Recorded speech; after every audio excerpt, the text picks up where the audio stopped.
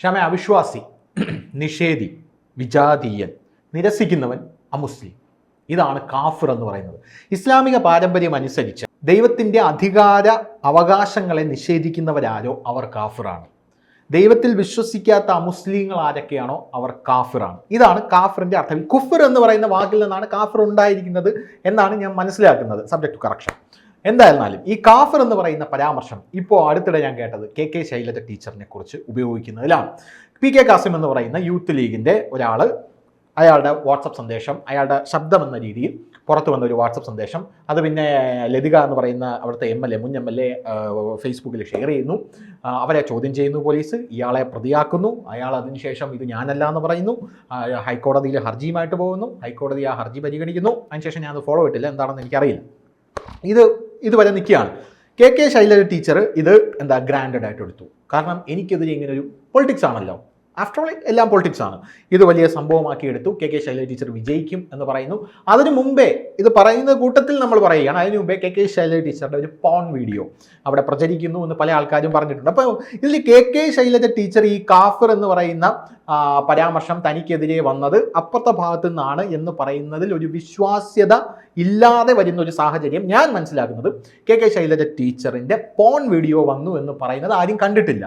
ആ porn video വന്നപ്പോൾ അത് കണ്ടത് നമ്മുടെ ഗോവിന്ദൻ മാസ്റ്ററാണ്. ഞാൻ കണ്ടു എന്ന് ഗോവിന്ദൻ മാസ്റ്റർ പറയുന്നു, പക്ഷെ വേറെ ആരും അത് കണ്ടിട്ടില്ല.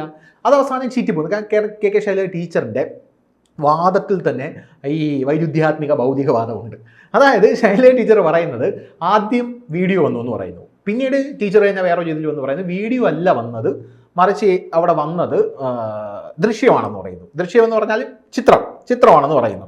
പിന്നെ കുടുംബ വാട്സപ്പ് ഗ്രൂപ്പുകൾ ഇത് പ്രചരിച്ചു എന്ന് പറയുന്നു, ഇൻസ്റ്റാഗ്രാമിൽ പ്രചരിച്ചു എന്ന് പറയുന്നു. പക്ഷേ ഇത് ആരും കണ്ടിട്ടില്ല. അപ്പോൾ ശൈലജ ടീച്ചറിൻ്റെ കാഫിർ പരാമർശം വന്നപ്പോഴും ഈ പോൺ വീഡിയോയുടെ ഒരു ആസ്പെക്റ്റിൽ അവരതിനെ നേരിടാനായിട്ട് ശ്രമിച്ചു. കാരണം ഇത് പറഞ്ഞ ആൾക്കാർക്ക് ഇങ്ങനൊരു പ്രചരണം ഉണ്ടാക്കാൻ യാതൊരുവിധ പ്രശ്നമില്ല എന്ന് പറയുന്നു.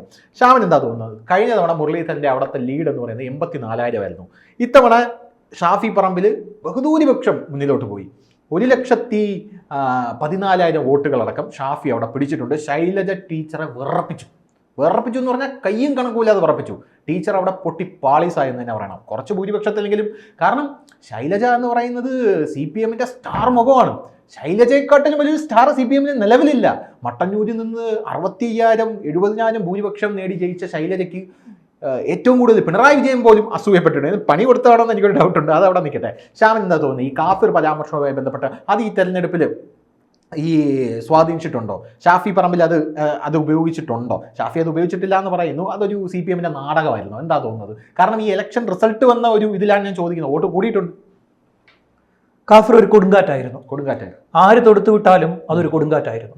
അത് തൊടുത്തുവിട്ട ആൾ പോലീസ് സ്റ്റേഷനിൽ പോയി പരാതി നൽകി, എനിക്കെതിരെ ഞാൻ പടച്ചുവിട്ടത് എന്ന് പറഞ്ഞ് വ്യാപകമായി വ്യാജ പ്രചാരണം നടത്തുന്നു എന്ന് പറഞ്ഞിട്ടാണ് പോലീസിൽ പരാതി കൊടുത്തത്. അതാര് തൊടുത്തുവിട്ടു എന്ന് ഇപ്പോഴും കണ്ടെത്തിയിട്ടില്ല. പക്ഷെ അതൊരു കൊടുങ്കാറ്റായിരുന്നു. ആ കൊടുങ്കാറ്റ് കുറ്റ്യാടി, നാദാപുരം, തലശ്ശേരിയിൽ ആഞ്ഞുവീശി. കെ ശൈലജ എന്ന് പറയുന്ന CPM-ൻ്റെ ഏറ്റവും വലിയ വ്യക്തിപ്രഭാവമുള്ള നേതാവ് ആ കൊടുങ്കാറ്റിൽ ആടി ഉലഞ്ഞു തകർന്നു വീണു നിലം പൊത്തി. അതാണ് സംഭവിച്ചിരിക്കുന്നത്. ഇവർ ഇവിടുന്ന് വലിയ കാര്യമായിട്ട് കെ ശൈലജ അവിടേക്ക് ചെന്നു. ടീച്ചർ അമ്മ, ടീച്ചർ അച്ഛൻ, ടീച്ചർ അപ്പൂപ്പൻ എന്നൊക്കെ പറഞ്ഞ് അങ്ങോട്ട് ചെന്ന് കയറി കൊടുത്തു. ഒറ്റയടി കാഫിർ ദാ കിടക്കുന്നു, ചട്ടിയും കലവും താഴെ.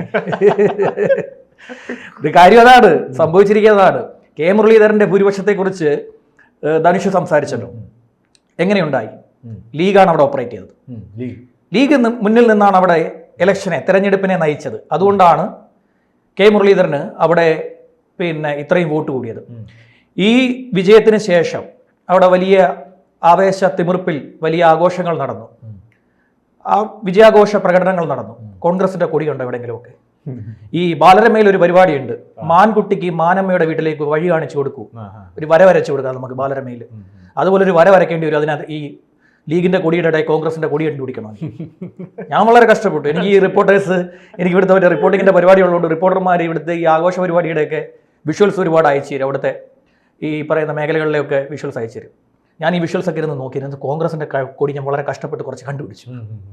ഇതാണ് അവിടെ സംഭവിച്ചത്. ഇതാരും തൊടുത്തുവിട്ടു എന്നില്ല, ആരോ തൊടുത്തുവിടട്ടെ. പക്ഷെ അതൊരു കൊടുങ്കാറ്റായിരുന്നു. ആ കൊടുങ്കാറ്റാണ് പിടിച്ചൊലച്ചത്. ഒന്ന് ആലോചിച്ച് നോക്കൂ. CPM-ൻ്റെ കോട്ട ഏറ്റവും കൂടുതൽ, ഈ സംസ്ഥാനത്ത് ഏറ്റവും കൂടുതൽ പാർട്ടി മെമ്പർമാരുള്ളത്, CPM-ന് ഏറ്റവും കൂടുതൽ പാർട്ടി മെമ്പർമാരുള്ള മണ്ഡലമാണ് വടകര. അവിടെ 2 MLA-മാർ പരസ്പരം ഏറ്റുമുട്ടാൻ വരുന്നു. CPM-ന്റെ കേന്ദ്ര കമ്മിറ്റി അംഗം അവിടെ മത്സരിക്കാൻ എത്തുന്നു. നിലവിലെ MLA KK ശൈലജ എന്ന് പറയുന്ന കണ്ണൂരത്തെ എന്താ പറയുക, നമ്മൾ ഈ RSS പറയുന്ന ഝാൻസി റാണി എന്നൊക്കെ പറയുന്ന പോലെ തിരിച്ച് കണ്ണൂരത്തെ പെൺസിംഹം വന്നിറങ്ങിയിരിക്കുന്നു. എന്തുണ്ടാക്കി? ഒന്നും ചെയ്യാൻ പറ്റിയില്ല. അവിടെ നിന്ന് പിടിച്ചു നിൽക്കാൻ ഈ കഴിഞ്ഞ 10 വർഷത്തിനിടെ ആകെ പറ്റിയത് AN ഷംസീറിന് മാത്രമാണ്. AN ഷംസീർ മാത്രമാണ് നിസാര വോട്ടുകൾക്ക് തോറ്റത്. മുല്ലപ്പള്ളി രാമേന്ദ്രനോട് തോറ്റു, നിസാര വോട്ടുകൾക്ക് തോറ്റു. ബാക്കി 3306 വോട്ടിന് 3306 വോട്ടിനാണ് തോറ്റുപോയത്. AN ഷംസീറിന് പിടിച്ചേക്കാൻ പറ്റി, പക്ഷെ ബാക്കി ആർക്കും അവിടെ പിടിച്ചേക്കാൻ പറ്റത്തില്ല. അതാണ് ഞാൻ പറഞ്ഞത്, കാഫിർ ഒരു കൊടുങ്കാറ്റായിരുന്നു. ആ കൊടുങ്കാറ്റ് അവിടെ നന്നായി ഉപയോഗിച്ചു. പിന്നൊരു സാധനം കൂടെ അവിടെ ഉപയോഗിച്ചു. മാതൃഭൂമിയുടെ എഡിറ്റഡ് പേജ് വന്നു. മാതൃഭൂമിയുടെ എംബ്ലം വെച്ച് എഡിറ്റഡ് സാധനം ഇറക്കി. ലവ് ജിഹാദിന് എതിരെ KK ശൈലജ സംസാരിച്ചു. സീരിയസ്ലി? അത് ശരി, സംസാരിച്ചു. KK ശൈലജ ലവ് ജിഹാദ് ചോദ്യം മാത്രമല്ല, സവർക്കറെയൊക്കെ അനുകൂലിച്ച് സംസാരിച്ചു. മാപ്പിള ലഹളയെ അനുകൂലിച്ച് സംസാരിച്ചിട്ടുണ്ട്. KK ശൈലജ അതൊക്കെ ചെയ്തിട്ടുണ്ട്. പക്ഷേ വടകര നിന്ന് ചെയ്യരുതായിരുന്നു. വടകരയിൽ മാതൃഭൂമി പത്രത്തിന്റെ, മാതൃഭൂമി ചാനലിന്റെ അല്ല, മാതൃഭൂമി ചാനലിന്റെ എംബ്ലവും മാതൃഭൂമിയുടെ പത്രത്തിന്റെ എംബ്ലവും തമ്മിൽ ഒരുപാട് വ്യത്യാസമുണ്ട്.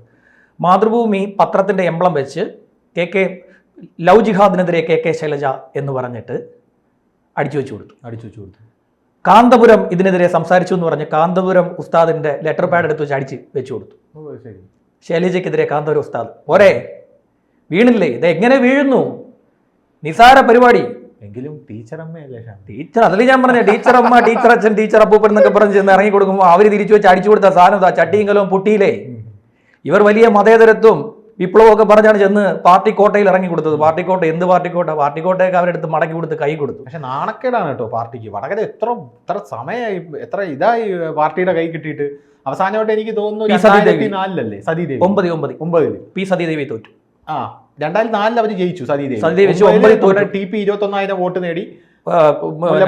മുല്ലപ്പള്ളിയോട് സതീദേവി തോറ്റു. സതീദേവിയാണ് അവിടെ. നമ്മുടെ TPയുടെ ഒരു ജീവിച്ചിരിക്കുന്ന TPയേക്കാൾ മരിച്ച TP വളരെ പവർഫുൾ ആണ് എന്നുള്ളത് ഒരു വസ്തുതയാണ്. അത് ശരിയാണ്. അത് വടകര നിയമസഭാ മണ്ഡലം. അതിനിപ്പുറം കുറ്റ്യേടിയും നാദാപുരവും തലശ്ശേരിയും ഒക്കെ വീണത് കാഫറിലാണ്. നാദാപുരത്തൊക്കെ പ്രത്യേകത, കുറ്റ്യാടിയും നാദാപുരവും തലശ്ശേരി മുസ്ലിം ഭൂരിപക്ഷ മേഖലയാണ്. മുസ്ലിം ഭൂരിപക്ഷം എന്നുള്ളതിലുപരി അവിടെ ഈ NDF നാദാപുരത്ത് നിന്നാണ് NDF തുടങ്ങുന്നത്. NDF തുടങ്ങുന്ന അവിടെ നിന്നാണ് തുടങ്ങുന്നത്. പാർട്ടിക്ക് ഇത്രയും കേഡർ സംവിധാനവും ഇത്രയും വലിയ സംവിധാനം, പാർട്ടി കോട്ടകൾ എന്ന് പറയുന്നത് ഒരു പ്രത്യേകതയുണ്ട്. ഈ കണ്ണൂരിലൊക്കെ പാർട്ടി ഗ്രാമങ്ങളുണ്ട്. കണ്ണൂര്, ഈ വടകര മേഖലയിലൊക്കെ പാർട്ടി ഗ്രാമങ്ങളുണ്ട്. പാർട്ടി ഗ്രാമങ്ങളിൽ പാർട്ടിയാണ് തീരുമാനിക്കുന്നത്. മുടക്കോഴി മലയിൽ നിന്ന് ഒരു കാര്യം ഞാൻ ചോദിക്കട്ടെ, ഇത് കണ്ടുകൊണ്ടിരിക്കുന്ന ആൾക്കാർക്ക് നമ്മൾ ഈ പാർട്ടി ഗ്രാമം എന്ന് പറയുമ്പോൾ ഇവർക്കൊരു ഡൗട്ട്, എന്താണ് ഈ പാർട്ടി ഗ്രാമം? അവിടെ പാർട്ടിയാണ് തീരുമാനിക്കുന്നത്. എന്ത് തീരുമാനിക്കും? എല്ലാ കാര്യങ്ങളും. എനിക്കൊന്ന് മൂത്രം ഒഴിക്കാൻ പോണം പാർട്ടിയോട്. അങ്ങനെയല്ല. പുറത്തു നിന്ന് ഒരാൾ അവിടെ ആ ഗ്രാമത്തിൽ എത്തിക്കഴിഞ്ഞാൽ പാർട്ടി അറിയും. പുറത്തെന്തോ താലിബാനോ ഐസിസോ ആണോ പാർട്ടിക്കകത്തോ? പുറത്തുനിന്ന് ഒരാൾക്ക് അത് തകർന്നു. ആ സംവിധാനത്തെ ഇവർ ഉപയോഗിച്ചു തുടങ്ങി. ഞാൻ കേട്ടിട്ടുണ്ട്. അതായത് ഈ ഒരു പാർട്ടി ഗ്രാമം, ആ പാർട്ടി ഗ്രാമത്തിൽ BJP പ്രവർത്തകനായ ഒരു വ്യക്തിയുടെ കല്യാണം. ആ വ്യക്തിയുടെ കല്യാണത്തിന് ഇപ്പൊ ഞാൻ കേട്ടിട്ടുള്ള സാധനമാണ്, ഞാൻ പാർട്ടി ഗ്രാമത്തിൽ നിന്ന് പോവുകയാണെങ്കിൽ ഞാൻ പോയിട്ട് തിരിച്ചു വരുന്ന ആ സമയത്ത് എന്റെ വീട്ടിൽ ഒരു കത്ത് കിടക്കും. എന്തിനു പോയി? വിശദീകരണം ചോദിക്കും. എന്താണ്? പെണ്ണ് കാണാൻ വന്നാൽ മതി, വിശദീകരണം ചോദിച്ചോളെ. ഈ മുടക്കോഴി മലയിൽ TPയെ കൊന്ന ശേഷം കൊടിസുനി ഒളിച്ചത് മുടക്കോഴി മലയാണ്. താഴോട്ട് ഇങ്ങോട്ടെല്ലാം പാർട്ടി ഗ്രാമങ്ങളാണ്. എന്ത് കഷ്ടപ്പെട്ടെന്നറിയാമോ പോലീസ് അതിനകത്തോട്ട് കയറി പോകാൻ. ഇതെന്താ വലിയ സംവിധാനമാണ്. പക്ഷേ ഇത് ആരുപയോഗിച്ചു? NDF ഉപയോഗിച്ചു തുടങ്ങി. ഇവര് ചുവന്ന കൊടി കെട്ടി അവരതഴിച്ച് രാത്രി പച്ചക്കൊടിയാക്കി. ഇവര് ചുവന്ന കൊടിയെ കെട്ടി പാർട്ടി ഗ്രാമം പ്രഖ്യാപിച്ചു. ഇത് പാർട്ടി കോട്ടയാന്നൊക്കെ പറഞ്ഞു വെച്ചു. അവരുമായിട്ടാവുമ്പോൾ ഇത് അയച്ചു കെട്ടി പരാമർശം അടിച്ച് കൈ കൊടുത്തു. ആ കിടക്കുന്നത് KK ശൈലജയെ പോലെ ഒരു നേതാവിനെതിരെയൊക്കെ ഇവരിങ്ങനെ അവർക്ക് അങ്ങനെ കൈകാര്യം ചെയ്താൽ അവിടെ ഉപയോഗിക്കപ്പെട്ടത് പച്ച വർഗീയതയാണെന്നേ. ഇവിടുത്തെ പുറത്ത് നിന്നിട്ട് തിരിച്ചെന്താ ഇവിടുത്തെ മലയാളം മാധ്യമങ്ങൾ എന്താ ചർച്ച ചെയ്യുന്നത്? കാഫിർ പരാമർശത്തിൽ വീണില്ല ഷാഫി വീണില്ല, പക്ഷേ ശൈലജ വീണു. കാഫിർ പരാമർശത്തിൽ എന്താ വ്യാജ ആരോപണത്തിൽ ഷാഫി വീണില്ല എന്നാണ് ഇവിടുത്തെ എല്ലാ മാധ്യമങ്ങളും പറഞ്ഞത്. മലയാള മാധ്യമങ്ങൾ മുഴുവൻ പറഞ്ഞ് കണ്ടായിരുന്നോ? ശ്രദ്ധിച്ചു. പക്ഷെ ഞാൻ ഷാഫിയുടെ കൂടെയാണ്. കാരണം ഷാഫി അങ്ങനെ ചിന്തിക്കുന്ന ഒരാളാണ് ഞാൻ ഇപ്പോഴും വിചാരിക്കുന്നില്ല. ഷാഫി അങ്ങനെ ചിന്തിക്കുന്ന ഒരു മതേതരനാണ്, വളരെ ഇഷ്ടമുള്ള ഒരു വ്യക്തിയാണ്. മതേതരമായിട്ട് ചിന്തിക്കുന്ന ആളാണ്. പക്ഷെ അയാളുടെ കൂടെ നിൽക്കുന്നവർ ചെയ്യുന്ന പണിയാണ് ചെയ്തത്. പക്ഷെ അയാൾ അതിനെ സ്ട്രോങ് ആയിട്ട് എതിർത്തില്ല. പുള്ളി ഇതിനെ സ്ട്രോങ് ആയിട്ട് എതിർക്കണമായിരുന്നില്ല. ഞാൻ അങ്ങനെ ഒരാളല്ല എന്നാണ് അദ്ദേഹം പറഞ്ഞത്. അതെ, എന്നെ അങ്ങനെ പറയരുതെന്നാണ് പറഞ്ഞത്. ശൈലജയും അങ്ങനെ പറയരുതെന്ന് പറയണമായിരുന്നു. ശൈലജയെ അങ്ങനെ പറയരുത്, ശൈലജ ടീച്ചറെ കാഫിറാണ് എന്ന് പറയരുത് എന്ന് ഷാഫി പറയണമായിരുന്നു. അത് പറഞ്ഞില്ല. അതാണ് പറയേണ്ടത്. ഞാൻ അങ്ങനെ ഒരാളല്ല, ഞാൻ മതേതരനാണ് എന്ന് പറയുന്നതിനപ്പുറം അവിടെ ആക്രമിക്കപ്പെടുന്ന ആരായിരുന്നു? ശൈലജയാണ് അവിടുത്തെ ഇര. കെ ശൈലജ ടീച്ചർ എന്ന് പറയുന്ന വ്യക്തിപ്രഭാവമുള്ള മുൻ ആരോഗ്യവകുപ്പ് മന്ത്രിയാണ് അവിടുത്തെ ഇര. ഷാഫി അല്ല ഇരയായത്, ഇരയാക്കപ്പെട്ടത് ശൈലജയാണ്. അതാണ് തിരിച്ചറിയേണ്ടത്. അതുകൊണ്ടാണ് ഞാൻ പറഞ്ഞത് ആരോ തൊടുത്തു വിടട്ടെ, ആ അമ്പാര് തൊടുത്തു വിട്ടാലും അതൊരു കൊടുങ്കാറ്റായി. ഞാനൊരു കാര്യം കൂടെ ചോദിക്കട്ടെ. ശൈലജ എന്ന് പറയുന്ന കെ ശൈലജയെ തോൽപ്പിക്കുക എന്നുള്ളത് ഈ CPM ഒരു ആവശ്യമായിട്ട് എനിക്ക് പല സമയത്തും തോന്നിയിട്ടുണ്ട്. പ്രത്യേകിച്ച് പിണറായി വിജയന്റെ വ്യക്തിപ്രഭാവത്തിന് മുകളിലേക്ക് ഒരാൾ വളരുന്നു എന്ന് കണ്ടു കഴിഞ്ഞാൽ മുഖ്യമന്ത്രി അസ്വസ്ഥനാകും. അല്ല, ഇവിടെ അവർ ജയിക്കുക എന്നുള്ളത് പിണറായിക്കാണ് ഏറ്റവും വലിയ ഗുണം. അവർ പാർലമെന്റിലോട്ട് അങ്ങ് പറഞ്ഞു വിടുകയല്ലേ, അവർ പിന്നെ ഇവിടെ കിടന്ന് നിരങ്ങത്തില്ലല്ലോ. രണ്ടാമത് വേറൊരു കാര്യമുണ്ട്, അവർ പാർലമെന്റിലേക്ക് പറഞ്ഞു വിട്ടാൽ അവർ തോറ്റാലും അടുത്ത തവണ അവരുടെ വ്യക്തിപ്രഭാവം കുറയ്ക്കാം. മുഖ്യമന്ത്രി സ്ഥാനാർത്ഥി ആവണം, മുഖ്യമന്ത്രി ആവണമെന്ന് പറഞ്ഞുകൊണ്ടിരിക്കുകയാണ് പല ആൾക്കാരും. അണികളടക്കം മുഖ്യമന്ത്രി ആക്കണം. ആദ്യമായിട്ടൊരു സ്ത്രീ മുഖ്യമന്ത്രി വരട്ടെ, ഗൗരിയമ്മയ്ക്ക്. ഗൗരിയമ്മയെ പോലും അത് അംഗീകരിച്ചില്ലല്ലോ. ഗൗരിയമ്മയ്ക്ക് പറഞ്ഞ കേരം തിങ്ങും കേരള നാട്ടിൽ KR ഗൗരി ഭരിച്ചിടുന്ന മുദ്രാവാക്യം വിളിച്ചിട്ട് നടന്നില്ല. പക്ഷേ ശൈലജ ടീച്ചർക്ക് വ്യക്തിപ്രഭാവം ഉണ്ടെന്നുള്ളത് സമ്മതിച്ചു. പക്ഷേ ശൈലജ ടീച്ചർക്കൊന്നും ഒരിക്കലും CM സ്ഥാനത്തേക്ക് വരില്ല. പിന്നെ പിണറായി സംബന്ധിച്ചിടത്തോളം പാർട്ടിയെ അവരെ അവിടെ തോൽപ്പിക്കാൻ ശ്രമിച്ചിട്ടില്ല. ശൈലജ ടീച്ചറെ തോൽപ്പിക്കാൻ പാർട്ടിയോട് ശ്രമിച്ചില്ല. പാർട്ടിയോടെ ശ്രമിച്ചാൽ പാർട്ടിയുടെ അടിവേരിളകുമെന്ന് പാർട്ടി നേതാക്കന്മാർക്കറിയാം. പോയി അവിടെ ചെന്നിട്ട് ശൈലജ ടീച്ചർക്ക് വെറുതെ പണിയെടുത്ത് അവിടെ പാർട്ടിയാണ്. ഈ പാർട്ടിയായിട്ട് നിൽക്കുന്നവർ പാർട്ടിയാണ്. അവന്റെ അടുത്ത് നിന്നിട്ട് മാറ്റി കുത്താൻ പറഞ്ഞ ഈ കുത്തുന്നവനെ അവൻ കുത്തും, പറഞ്ഞവനെ അവൻ കുത്തും. അതിന് നേതാവ് ഏരിയ സെക്രട്ടറി ആണെങ്കിലും ജില്ലാ സെക്രട്ടറി ആണെങ്കിലും അവൻ കുത്തും. അവിടെ അത് പാർട്ടിയല്ലായിരുന്നു. പാർട്ടി അല്ലാത്ത പാർട്ടിക്കാർ അവിടെ ഉണ്ട്. ഞാൻ പറഞ്ഞില്ലേ, അവിടെ പാർട്ടി അല്ലാതെ വൈകുന്നേരം വരെ CPM കൊടിയും പിടിച്ച് വൈകുന്നേരം നേരം ഒന്ന് ഇരുട്ടി കഴിഞ്ഞാൽ സൂര്യൻ അസ്തമിച്ചതിന് തൊട്ട് താഴെ സൂര്യൻ താഴോട്ട് പോകുമ്പോൾ ഒപ്പം CPM കൊടി അവിടെ താഴോട്ട് പോകുന്ന സ്ഥലങ്ങളുണ്ട്. സൂര്യൻ താഴോട്ട് അസ്തമിക്കുന്നതിന്റെ ഒപ്പം CPM കൊടി അസ്തമിക്കുന്ന സ്ഥലങ്ങളോടെ ഉണ്ടായത് കൊണ്ടാണ് അവിടെ ഏറ്റത്. 6 മണി വരെ സഖാവ്, 6 മണിക്ക് ശേഷം സഖാപ്പി. നാദാപുരത്ത് ധനുഷ് പറഞ്ഞില്ലേ, NDF ഉണ്ടായത് നാദാപുരത്താണ്. അവിടെ പാർട്ടി കോട്ടയം എന്താ? പാർട്ടി കോട്ടയം എന്താണ്? ഇവരവിടെ വലിയ കാര്യമായിട്ടൊക്കെ കൊണ്ട് ചില സ്ഥലങ്ങളിലേക്ക് പാർട്ടി പണ്ടുണ്ടായ ഒരു സംഭവമാണ് പാർട്ടി ഗ്രാമം എന്ന് എഴുതി വെച്ചു. പണ്ട് കുറെ കാലം വർഷങ്ങൾക്ക് മുമ്പുണ്ടായ ഇത് പാർട്ടി ഗ്രാമം എന്ന് എഴുതി വെച്ചു. തൊട്ട് താഴെ കൊണ്ട് എഴുതി വെച്ചു NDF ഭരണമെന്ന്. ശരി. ഒരു നേരം വെളുത്തപ്പോ ഇത് പാർട്ടി ഗ്രാമം എന്ന് റോഡിൽ എഴുതി വെച്ചതിന്റെ തൊട്ട് താഴത്തെ അടുത്ത വരി ഇതാണ് NDF ഭരണം. പക്ഷെ പാർട്ടി ഗ്രാമമൊക്കെ NDF ഭരണം എന്ന് എഴുതി വെച്ചു കൊടുത്തു. ഇങ്ങനെയൊക്കെയുള്ള സംഭവങ്ങൾ അവിടെ ഉണ്ടായെന്നേ. പക്ഷെ എന്തായാലും കെ ശൈലജ എന്ന് പറയുന്ന അവര് പാർലമെന്റിലോട്ട് ജയിച്ചു പോയിട്ട് അതൊരു ഗുണമൊന്നുമില്ല. പക്ഷേ അവരെ വേട്ടയാടപ്പെടാൻ പാടില്ലല്ലോ. അത് പാടില്ല. പക്ഷേ ഷാഫി ജയിച്ചു പോയാൽ ഗുണമുണ്ട്. ഷാഫി നല്ലൊരു പവറല്ലേ, സ്പോക്സ്മാൻ അല്ലേ, പോലും നിയമസഭയിൽ വിറപ്പിക്കുന്ന പുള്ളിയാണ്. ഞാൻ പറഞ്ഞു, ഞാൻ ഷാഫിയെ വ്യക്തിപരമായോ ആസ് എ പൊളിറ്റീഷ്യൻ എന്നുള്ള നിലയ്ക്കോ ഷാഫിയെ കുറിച്ച് ഞാൻ ഒരു വാക്കും പറഞ്ഞിട്ടില്ല. ഞാൻ പറഞ്ഞത് ഷാഫിക്ക് പിന്നിൽ അണിനിരന്നവർ കാട്ടിക്കൂട്ടിയ പരിപാടി കെ ശൈലജ എന്ന് പറയുന്ന നേതാവിനെ. അങ്ങനെയാണെങ്കിൽ കാഫിർ പരാമർശം ഇല്ലായിരുന്നെങ്കിൽ ശൈലജ ജയിക്കുമായിരുന്നു തോന്നുന്നുണ്ടോ? ഇത്രയും ഭൂരിപക്ഷം വരത്തില്ലായിരുന്നു. ഇയാൾക്ക് ഇത്ര ഭൂരിപക്ഷം വരില്ല. ഇത്രയും ഭൂരിപക്ഷം ജയിക്കില്ലായിരിക്കാം. കാര്യം കഴിഞ്ഞ പ്രാവശ്യം 2014 എൻ ഷംസീർ നിന്ന് അത്രയും പിടിച്ച് താഴെ കൊണ്ടുവന്നേ. 3306 വോട്ടിന്റെ ഭൂരിപക്ഷമേ ഉള്ളൂ മുല്ലപ്പള്ളിക്ക്. അത് കഴിഞ്ഞ് മുരളീധരൻ വന്നപ്പോൾ മുരളീധരൻ വലിയ നേതാവും കാര്യങ്ങളൊക്കെയാണ്. പക്ഷെ അവിടെ ലീഗ് ഓപ്പറേറ്റ് ചെയ്തപ്പോഴാണ് മുരളീധരൻ അത്രയും ഭൂരിപക്ഷം കയറ്റിക്കൊണ്ട് പോകാൻ പറ്റിയ. തൊട്ടപ്പുറത്ത് ആര് മത്സരിക്കുന്നു? ഒരു ഭരണവിരുദ്ധ വികാരം ഇല്ലായിരുന്നോ എവിടെ? അവിടെ പൊതുവേ ഉണ്ടായിരിക്കാം, പക്ഷെ എങ്കിലും ഇത്രയും ഭൂരിപക്ഷം ഒന്നും വരില്ലെന്ന്. എന്ന് പറയുന്നൊക്കെ ഒരു ഊതി വീർപ്പിച്ച ബലൂണാണെന്ന വ്യക്തിപരമായ. കണ്ണൂർ അങ്ങനല്ല. പിന്നെ നമ്മുടെ ശൈലജ ആരോഗ്യമന്ത്രിയായിരുന്ന സമയത്തൊക്കെ അതിഭീകരമായിട്ടുള്ള പ്രൊമോഷൻ കൊടുക്കാനൊക്കെ ശ്രമിച്ചു. ശൈലജയുടെ ആദ്യത്തെ കന്നഡ വിവാദം വരുന്നതൊക്കെ എനിക്ക് ഓർമ്മ. അത് ഇങ്ങോട്ട് തെക്കൻ കേരളത്തിലോട്ടും മധ്യ കേരളത്തിലും ഒക്കെയാണ് ഈ പറയുന്ന ഊതിയുറപ്പിച്ച PR വർക്ക് നടന്നിട്ടുള്ളത്. കണ്ണൂരിൽ അവർക്ക് PR വർക്കിന്റെ ആവശ്യമില്ല. P ജയരാജനാണ് PR വർക്കിന്റെ ആവശ്യമില്ല. V ജയരാജേട്ടൻ എന്നാണ് അവർ പറയുന്നത്. ജയരാജേട്ടൻ എല്ലാരും പൊട്ടിയല്ലോ, എല്ലാം പൊട്ടിയല്ല. ബാലപ്പടക്കം പൊട്ടുന്ന പോലെ പൊട്ടി. പക്ഷെ ഞാൻ പറഞ്ഞത് ഇവിടുത്തെ സുധാകരനാണ് ധർമ്മടത്ത് ഇത്തവണ ഭൂരിപക്ഷം നേടിക്കൊണ്ട് പിടിച്ചോണ്ട് പോക്കണം. അത് ശരിയാണ്. ഞാൻ പറഞ്ഞത് അതല്ല. 2 MLA-മാർ നമ്മുടെ കേരള ലോക്സഭാ മണ്ഡലം പാർലമെന്റ് തെരഞ്ഞെടുപ്പിന്റെ ചരിത്രത്തിൽ ആദ്യമായി 2 MLA-മാർ മത്സരിക്കാൻ എത്തുന്നു.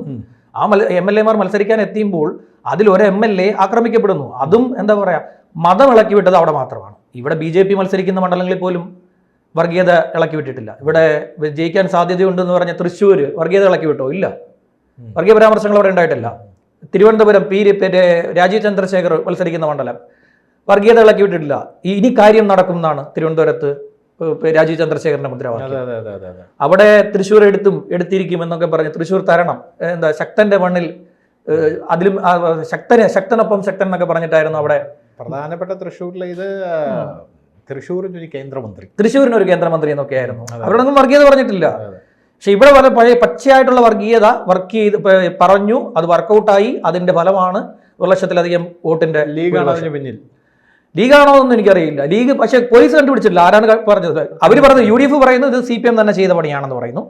CPM പറയുന്നു ഇത് ഈ പറയുന്ന ഈ കാസിം എന്ന് പറഞ്ഞ ആളാണെന്ന് പറയുന്നു. ഇയാൾ കൊണ്ടുപോയി സ്റ്റേഷനിൽ പരാതി കൊടുത്തിരിക്കുന്നു, ഇയാളല്ല എന്ന് പറഞ്ഞ് പരാതി കൊടുത്തിരിക്കുന്നു. അത്രയ്ക്ക് കോൺഫിഡൻസ് ഉണ്ടെങ്കിൽ അയാളാവാൻ സാധ്യതയില്ല. പക്ഷെ അങ്ങനെ ഒരു ഫേസിൽ നിന്ന് ഇത് തുടങ്ങാവൂ. വെറുതെ ഏതെങ്കിലും ഒരു പടം എടുത്തിട്ട് മറ്റേ തിരിഞ്ഞിരിക്കുന്ന ഏതെങ്കിലും ഒരു പടം ഇട്ടിട്ട് പിന്നെ ഇതിനകത്ത് ഒരാൾ എടുത്തിട്ട് കഴിഞ്ഞാൽ ഇത് ഓടത്തില്ല. പക്ഷെ ഇത് ഓടി വ്യാപകമായിട്ട് ഓടി. അതിന്റെ ഫലമാണ് വടകരയിൽ സംഭവിച്ചത്. ഏതായാലും KK ശൈലജ ടീച്ചർ അവിടുത്തെ ഇര എന്ന് പറയുന്ന KK ശൈലജ ടീച്ചറാണ്. ഇത് പറഞ്ഞുകൊണ്ട് അവസാനിപ്പിക്കാം. കൂടുതൽ വാർത്തകളും വിശേഷങ്ങളും നിങ്ങളിലേക്ക് എത്താൻ ABC മലയാളം സബ്സ്ക്രൈബ് ചെയ്യുക, ബെൽബട്ടനും അമർത്തുക. കൂടുതൽ വാർത്തകളും വിശേഷങ്ങളും നിങ്ങളിലേക്ക് എത്താൻ ABC മലയാളം സബ്സ്ക്രൈബ് ചെയ്യുക, ബെൽബട്ടനും അമർത്തുക.